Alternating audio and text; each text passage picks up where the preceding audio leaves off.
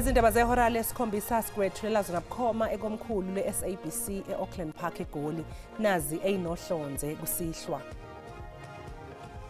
The insinuation that Mr. Mavuso called Mr. Mchunu and asked him to ask Mr. Governor to lie before the commission is a story that does not exist.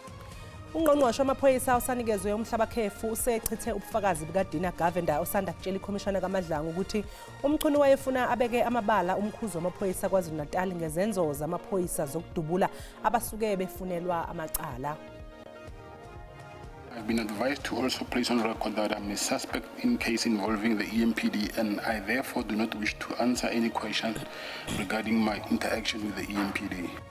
Ikhomishana kaMadlanga iqhubekile nokulalela ubufakazi bukasomabhizinisi obhekene namacala uVusimuzi Khet Matlala ngaphansi kwezimo engelula ngenxa yokuthi eminye yemibuzo ubeyigwema phela ukuze angaziyamanisi namacala njengoba esagqiqa inkantolo.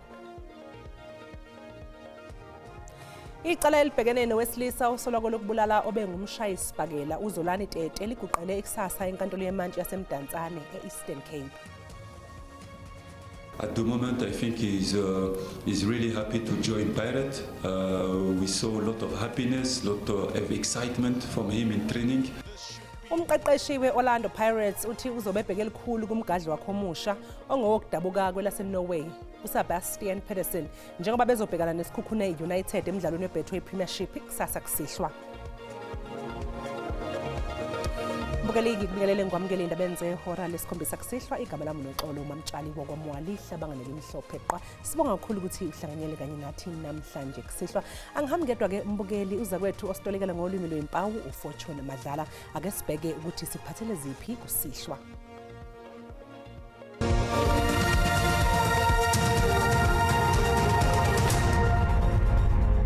Ungqongqoshe wamaphoyisa osamisiwe uSenzo Mchunu useyiphikile insolo eyibhekiswe kuye ezenziwe uLieutenant Colonel Dina Govender esigcawini sekhomishana kaMadlanga.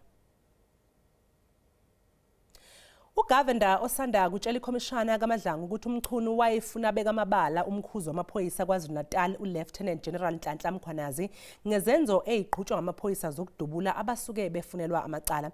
Estatementeni esikhishwe uMchunu uthi insolo kaGovender ayinabo ubufakazi wathi uyayiphika. Uqhubeke wathi ukufakwa kwegama lakhe kulezi insolo kuhloswe ngakho ukumveza njengomuntu ogxambukela emsebenzini wekhomishana. There was no telephone call that was made by Mr. Mavuso to Minister Mchunu when, or rather in the presence of that Mr. Govender. I had an interview with the other TV station earlier on, and there was a lot of technical problems, and I think people are saying I said there was a phone call. There was no telephone call that was made by Mr. Mavuso. I have said Mr. Mchunu knows Mr. Mavuso, and they talked now and again, but they haven't spoken in the recent past, and therefore the insinuation that Mr. Mavuso called Mr. Mchunu and asked him to ask Mr. Governor to lie before the commission is a story that does not exist.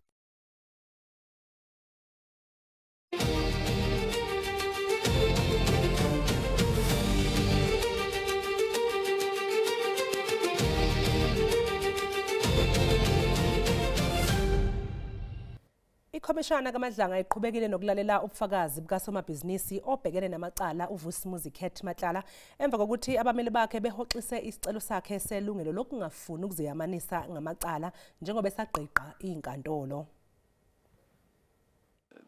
Kuqhutshekiwe nobufakazi bukalowo solwa ngokuba ingxenye yabaqhube izenzo zomzolaboya uVusimuzi Khet Matlala ngaphambi kwekhomishana kaMadlanga. Yize uMadlala enganikezanga imininingwane egculisayo entweni eyithinta incwadi yakhe efungelwe efakwe nguyena. uMatlala ubeme ekutheni akafuni ukuphula ilungelo elithinta amacala abhekene nawo enkantolo. I've been advised to also place on record that I'm a suspect in case involving the EMPD, and I therefore do not wish to answer any questions regarding my interaction with the EMPD. uMatlala wenqabile nokuphendula imibuzo emayelana nobudlelwano bakhe noMike van Wyk. Mike van Wyk, he was my business partner and is a witness in the Medicare matter. I am therefore exercising my constitutional right as an accused not to respond to or answer any questions pertaining to him or our relationship. Kuthe noma sekuthinta udaba lwephini likaMkhuzi wamaphoyisa kuzwelonke lisamisi uLieutenant General Shadrack Sibiya kwanhlanga imuka nomoya kodwa nokho ikomishana izamile ukuthola eminye imininingwane kuye uMatlala njengoba beyingafuni ukwamukela indlela abesebenzisa ngayo amalungelo akhe. You don't want to talk about the nature, extent, frequency of your communications with General Sibiya, because if you do, you are at risk of incriminating yourself in some offense, because by their very nature, they would be breaching the law. That's my proposition to you. What's your response? I cannot argue with you on that. Okay. That's how you see it.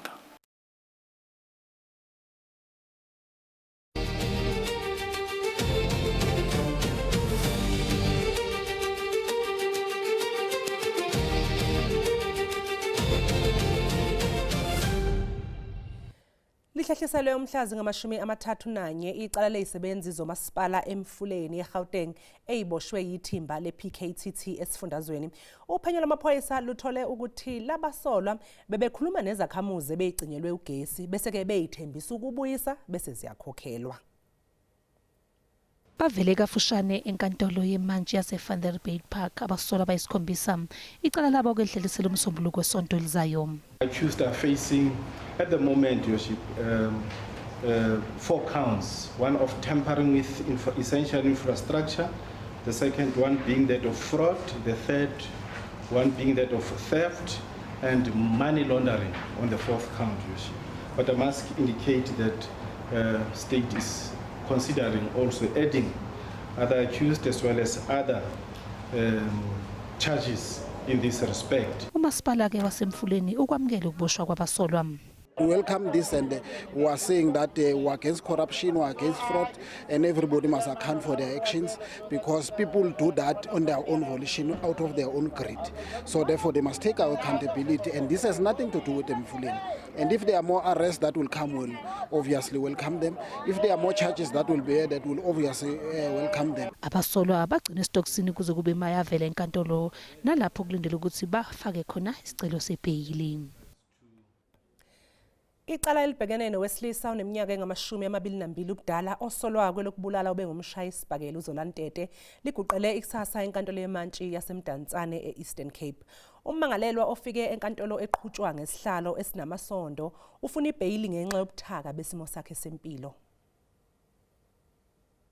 Umbuso ukholelwa ukuba akunokuba semdleni wobulungisa ukuba umrhanelwa lo anganikwa ibheyili. Uxoxe ngelithi nokhuseleko lwakhe lungaba sebungciphekweni ngenxa yesankwe eliza nelityala. Wongeza ngelithi umrhanelwa lo angaphazamisa uphando ukuba angayinikwa ibheyili. This is a case, Your Worship, that has drawn public outcry, not only in your district of Mdantsane, but countrywide. Kodwa amagqwetha akhe amile ngelithi kuyanyanzelekwa ayinike le bheyili ngenxa yemeko yakhe yezempilo. But for reasons which I've started with, which is his medical condition, we would, Your Worship, rely on the principle which is commonly known that bail applications are urgent in their nature, and thus we would request that this matter be transferred to bail court. NgoLwesibini ngabarhanelwa abathathu ekulindeleke bavele okokuqala kwinkundla kamantyi eMdantsane mayelana nelityala. Abongile Yankees kwiindaba ze-SABC eMdantsane. Amaphoyisa athi useboshiwe ummangalelwa wesine ecaleni lokubulawa kowayimeya kumasipala waseNice eWestern Cape uAubrey Tsengwa. Umsolwa wesine uyinikele esiteshini samaphoyisa ePlattenburg namhlanje. Namhlanje ekuseni abasolwa abathathu bavele kafushane enkantolo yemantshi yaseSinayiza lapho icala labo libe selihlehliselwa umsombuluko. Amaphoyisa ayaqhubeka nophenyo malungana nalesigameko sokudutshulwa kwamalungu e-ANC eSinayiza. Siyabulela kusebenza kwamapolisa engalali ezama indlela uba asombulule le case ngokwangoku ke umsebenzi wokuphanda awukagqitywa yiyo lonto singenakwazi ukuchaza zonke iinkcukacha ezimayela nokuphandwa oku kodwa ke silapha ukuqinisekisa ukuthi siyasonjululwa le case. Okhulumela iANC kulesifunda uMoyisi Magalela uthi okubuhlungu kakhulu ukuthi abasolwa bayaziwa futhi bakhulele kule ndawo. Siyayibulela umsebenzi owenziwe ngamapolisa othi abanjwe amahalendwa abathe bavela enkundleni yamatyala namhlanje. Sithethile ke nomphathiswa sacela ukuba okhe kwenzeka ngo2018 ungaphinde kwenzeka. Aba babanjiweyo ze bagwetywe bachuchiswe bagwetywe kungabikho nto ishekayo ezobangela into ba ezinye inkundla ziguqule isigwebo esizawuthi siwiswe yile inkundla ehlelele elityala. Sikwadanile ke kuba ngabantu esibaziyo aba esikhula nabo esihlala nabo apha eNisna into bayenziwe lento ngabo kanye bengabo abatyholwa noko lonto ishiya sidane kakhulu. Abasolwa bazogcinwa esitokisini kuze kube babuyele enkantolo ngokuzayo. Mbukeli sasiqu eyitolo siyabuya nezinye ngemva kwekhefu.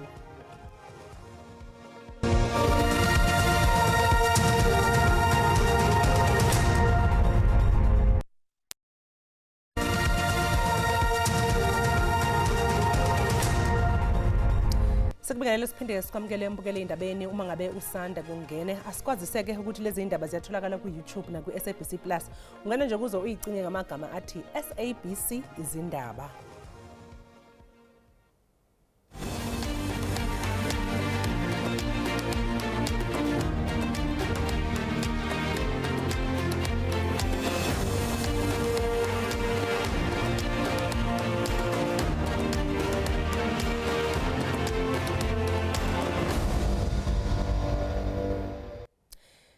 I-National Freedom Party ithi ukuhamba kwamalungu ayo angama200 asehlubukele ku-IFP kuzoba nomthelelo ongemuhle eqenjini njengoba kubhekwe okhethweni lohulumeni bendawo ngoLwezi. Umdotsiswano wombango ngaphakathi ku-NFP ngokunye kubonakala njengenselele enkulu. I-NFP ibhekene nencindezi enkulu ngaphambi kokhetho lohulumeni basekhaya njengoba uqhekeko lwangaphakathi eqenjini luya ngokuqina njengoba amanye amalungu aphezulu asejoyine i-IFP. Sekuyizinyanga iqembu lilokho libhekene nezingxabano ngobuholi, ukumiswa kwamalungu kanye nokuxoshwa kwamalungu. Ushinga uthi izingxabano zomthethosisekelo nokuxoshwa kwabaholi kwenza iqembu libe buthaka kanti ukuhlubuka kwakamuva kwamalungu kuphazamisa kakhulu iqembu njengoba kuyiwa okhethweni. Sikhathazekile kakhulu ngabantu abashiya inhlangano ngoba ipolitiki iyinamba futhi kuke kubonakala ukuthi umuntu oyedwa nje mehamba awubuki yena ubuka nabantu abangemuva njengoba sazi ukuthi abanye bebilaba abamele umphakathi. Isikhundla sikaShinga naso siqubule umbango epholini beNFP. Inkantolo ephakeme eMgungundlovu isanda kuyalela ukubuyiselwa kwakhe kwesikhashana njengelungu lePhalamende kanye nongqongqoshe wezokuthuthukiswa komphakathi ngenkathi kusalinde ukubuyekezwa okugcwele kwezomthetho ngemuva wokuba iNFP ithathe isinyathelo sokumsusa. Khona nencwadi evalekile abantu abangakaze bayibone mina njengosihlalo kaZulu Natal engibhalele umongameli weqembu kodwa ke akubanga ke ukuthi akulungiswe isimo ngase ngathi noma ngabe singasenzeli thina kodwa senzele umama uVizet kaMagwaza Msibi. Ngingunonhlakanipho Magwaza ezindabeni ze-SABC eThekwini.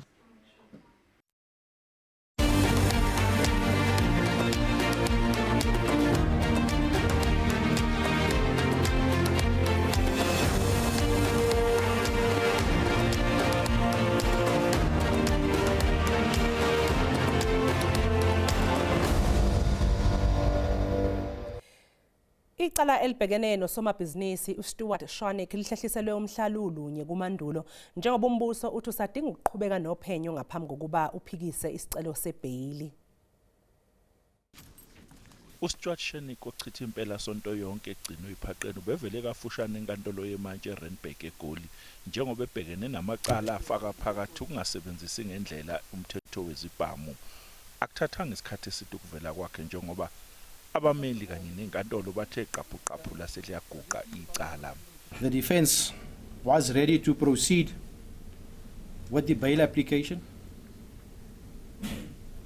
However, there is certain developments, and after deliberations with the state, we sort of reluctantly agreed to the postponement. Inkosi yenkantolo ibe isihlehlisela uLwesibili oluzayo leli cala.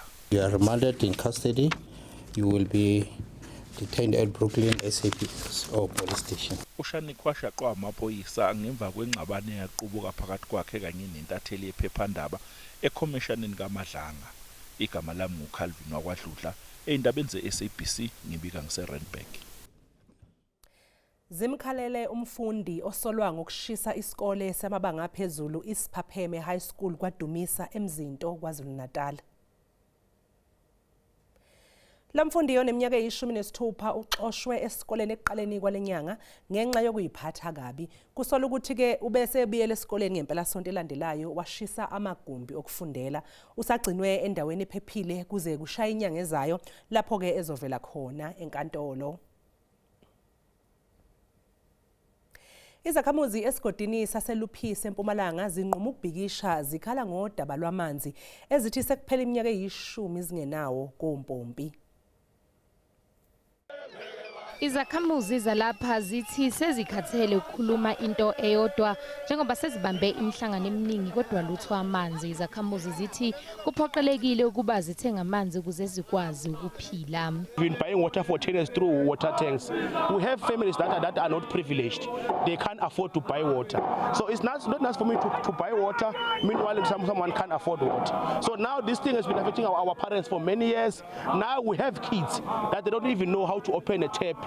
We have to buy water. Sometimes people are getting water from the water tank. Sometimes the water tank is come early in the morning, maybe at 4 a.m. People have to get water before they go to school or to work. Some they get water from the stream, from rivers, of which now is wrong. We're over now. It's 2026. I don't expect people to get water from the river. Inkampani ephakela ngamanzi kule ndawo iSolulu Manzi iziphikile izinsolo zokuthi cishe sekuphela iminyaka eyi-10 izakhamuzi zihleli zingenawo amanzi.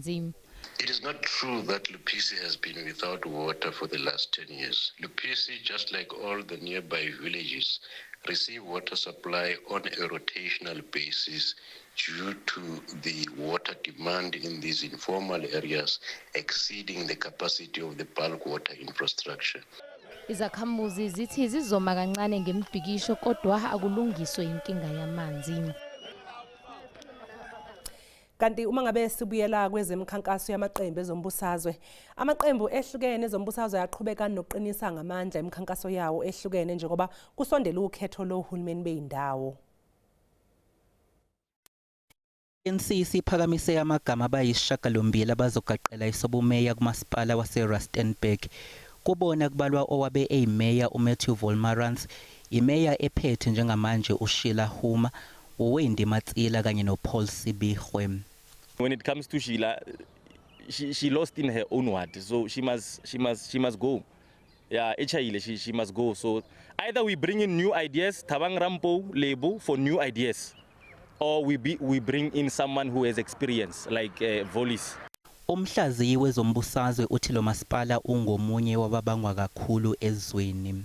I think after Mangaung Metropolitan, I think the Rustenburg would come second. And this is very important because one would take into cognizance that Rustenburg is not a metropolitan municipality, yet it comes highly contested amongst those top municipalities in that particular sense. Kusenjalo iANC samemezele abambalwa abazogaqela izikhundla ezweni lonke nosokuqubula imibuzo mayelana noqhekeko lwangaphakathi eqenjini. If you look at what has been an elephant in the room from the African National Congress, has always been its internal fights, these internal fights.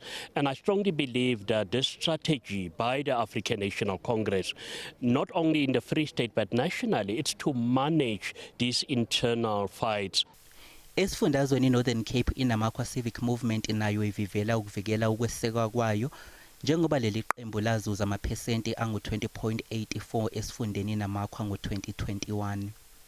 We've achieved turning the municipality around, increasing its revenue, writing off and getting to write off 500 million rand in debt.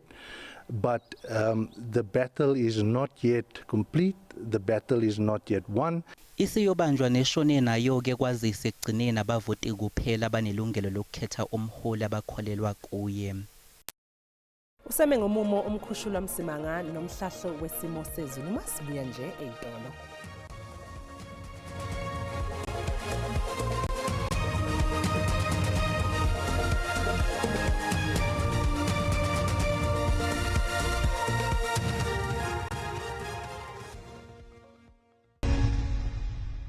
Kwayintokozo mbukeli ukuthi siphinde sihlangane njengoba sesisho sithi ke lizobe libalele kuzo zonke indawo ebusuku namhlanje ngaphandle kwasengxenyeni ke ezingaseningizimu ngasogwini la sizothanda khona ukuthi lisikaze ngamafu nakusasa ngivumele ngisho ngithi ke lingaqhubeka lisikaze ngamafu kunenkungu kakhulukazi ke engxenyeni ezingaseningizimu uyongena lapha kwaZulu Natal la singalindela khona inkungu nje ikakhulukazi ekhathini zasekuseni ngale kwaloko emini ngathanda nje ukubalela enkabeni yezwe kanjalo nasengxenyeni ke ezingasenyakatho kanti ke masamba siyobheka amazinga aphansi naphezulu ngivumele ngisho ngithi ke ngokwefundazwe kuthanda ukubanda kancane nje eGauteng ikakhulukazi ekhathini zasekuseni kodwa ke emini sisho sithi ke phansi amaphaphu sifudumele mongena lapho koPitora kanjalo nako Springs kanti ke masamba siyongena ikakhulukazi engxenyeni ke ezingasenyakatho isenjalo indaba nakhona ukubanda nje ukucane nje kwasekuseni ngale kwaloko kufudumale ngamandla kuye ngokushisa mongena lapho koThondo kanjalo naseMessina samba siyongena eMpumalanga sisho sithi endaweni ephakeme ngathanda ukubanda nje kancane ekseni lapha koML yongena koStandard koBalfour nokho emini lifudumale kamnandi kuzo zonke indawo kodwa ke liye ngokushisa mongena lapha enkomazi kanjalo nakoSikukuza sambe siyongena kwaZulu Natal sisho sithi ke kebanda mosondele eduze kwentaba zokhahlamba ikakhulukazi lapha komnambiti koBergville koKosikati kanjalo nako Underberg emini phansi amaphaphu lifudumale kamnandi ngamandla kodwa mongena ke ikakhulukazi lapha kwaNongoma kanjalo naSolundi sambe siyongena ikakhulukazi ke Eastern Cape nakhona singalindela nje isimo esifanayo ngoba ke kuthanda ukubanda ikakhulukazi ke ekhathini zasekuseni emini lifudumale kamnandi bokuphola nje mongena ikakhulukazi ke lapha eMthatha nakuqumbu ngisho ngithi ke lapha koStern Cape entshonalanga koloni lithande nje ukubanda kancane ekseni nokho kodwa lifudumale kamnandi liye ngokushisa mongena oguni entshonalanga lapha koFrededali emini kanti ke masamba siyongena enyakatho koloni solindela ukuthi nakhona kuthande nje ukuthi ke kubande kancane nje ekhathini zasekuseni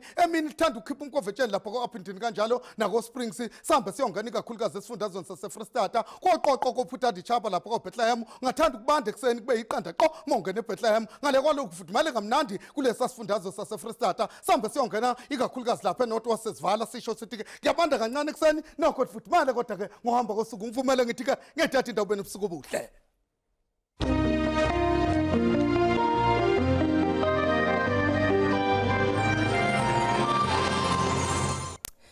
Mbukeli usale kahle.